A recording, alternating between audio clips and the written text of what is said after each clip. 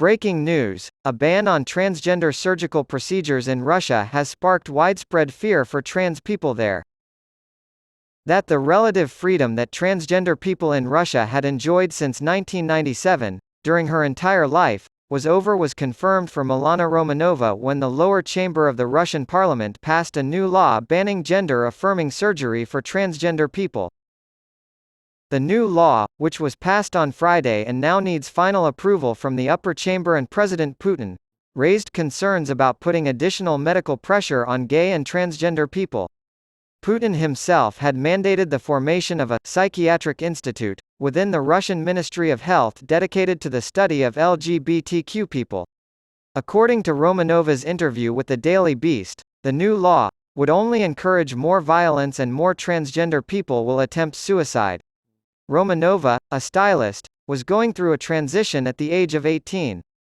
She is legally prohibited from receiving any further medical care.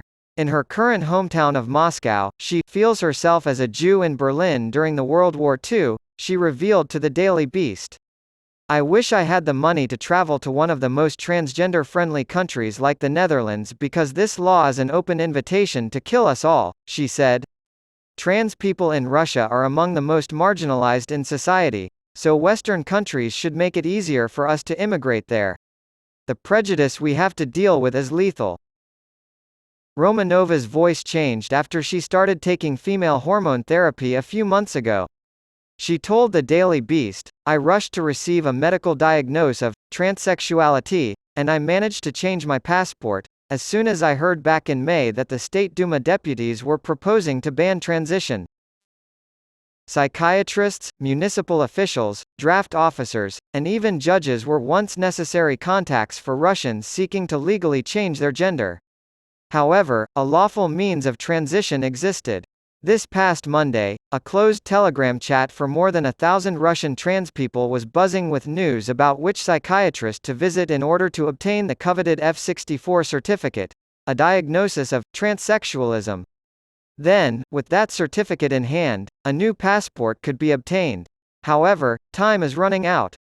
Less than a week remains for transgender people before Putin signs the law.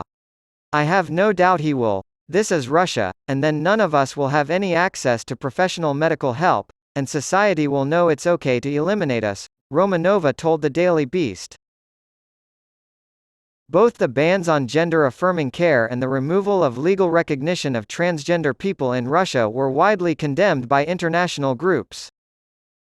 This is part of an ideology in both the United States and Russia that seeks to erase trans people. Executive Director of Outright International Maria Houdin told the Daily Beast that similar ideology was behind recent anti-LGBTQ legislation and bills in Uganda and other countries in Africa.